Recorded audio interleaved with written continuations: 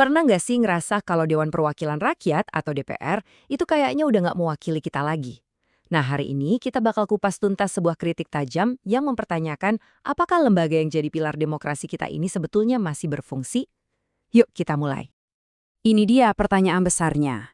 Apakah parlemen yang harusnya jadi suara rakyat justru malah mengkhianati rakyat?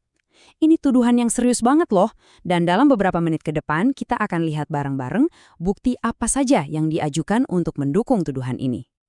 Oke, kita mulai dari tuduhan utamanya ya. Secara teori kan, DPR itu jantungnya demokrasi kita. Tapi argumen yang disajikan di sini bilang, jangan-jangan jantung itu udah nggak lagi berdetak untuk rakyat. Wah, ini sih namanya pengkhianatan terhadap demokrasi itu sendiri.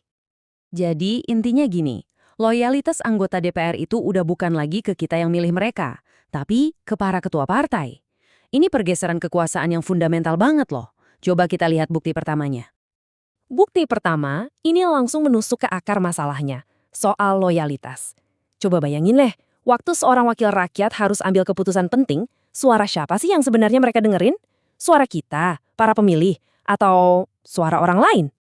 Ada satu istilah kunci nih yang nangkep banget masalah ini. Petugas partai. Jadi bukan lagi wakil rakyat, tapi petugas. Artinya, artinya loyalitas utama mereka itu buat ngejalanin perintah partai, bukan lagi aspirasi kita sebagai pemilih. Biar kebayang, begini alurnya. Kita datang ke bilik suara, nyoblos seseorang, dengan harapan dia bisa jadi wakil kita. Tapi, begitu sampai di parlemen, orang ini justru bertanggung jawabnya ke ketua partainya. Dan si ketua partai ini punya kuasa penuh. Akibatnya, hubungan antara kita sebagai pemilih sama wakil kita itu jadi mata rantai yang paling lemah dalam sistem ini. Contohnya, ada di mana-mana.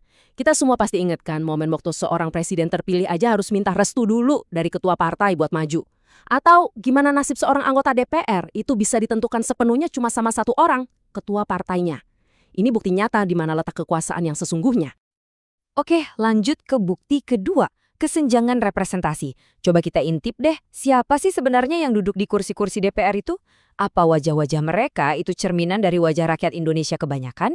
Jawabannya mungkin bakal bikin kita kaget. Coba lihat grafik ini. Ini 3 kelompok profesi terbesar di Indonesia. Ada buruh, ada pekerja sektor informal kayak pedagang kaki lima, dan pastinya ada petani serta nelayan. Tolong diingat baik-baik ya komposisi ini. Nah, sekarang kita bandingin sama yang ini. Ini profesi para anggota DPA kita. 61% itu pengusaha. Sisanya politisi karir dan selebriti. Coba perhatiin deh, kelompok profesi terbesar dari grafik sebelumnya, nggak ada sama sekali di sini.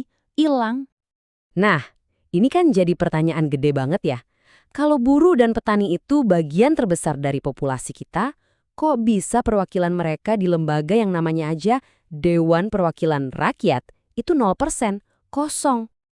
Terus kenapa bisa begini? Jawabannya terus terang aja ya, soal uang. Kampanye itu kan mahal, partai butuh dana. Akibatnya, mereka cenderung milih calon yang bisa biayain kampanyenya sendiri. Dan siapa mereka? Ya, paling sering para pengusaha. Bukti ketiga ini soal apa yang mereka kerjakan, bukan cuma siapa mereka. Apa sih yang sebenarnya mereka lakukan di Senayan? Coba kita lihat prioritas kerja mereka. Karena disinilah muncul pola yang, jujur aja, cukup mengkhawatirkan. Lini masa ini ngejelasin semuanya. Lihat deh, UU yang dianggap nguntungin kepentingan tertentu, kayak UU IKN atau Minerba, disahkannya ngebut banget, kurang dari 2 bulan.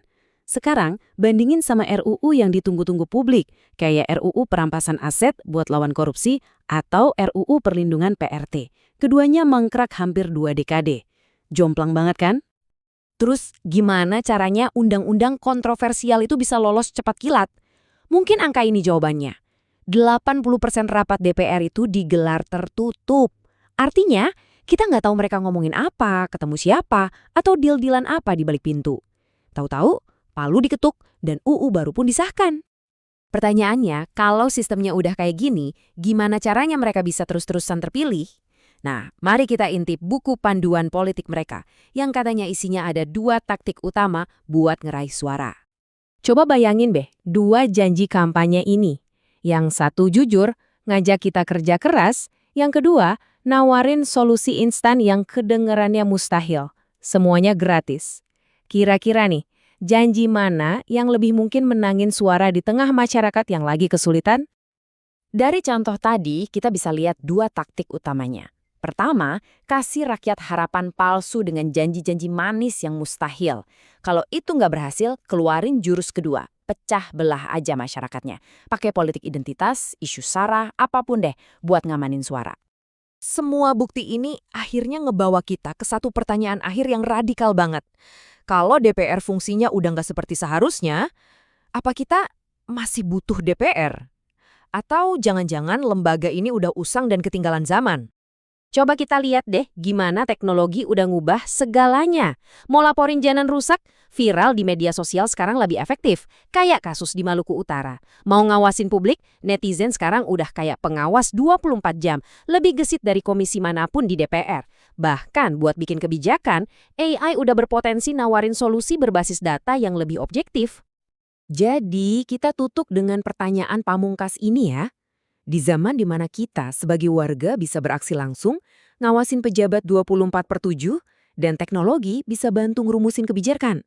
Apa sebenarnya peran parlemen di masa depan? Ini pertanyaan yang bukan cuma buat direnungkan, tapi juga buat nentuin arah demokrasi kita selanjutnya.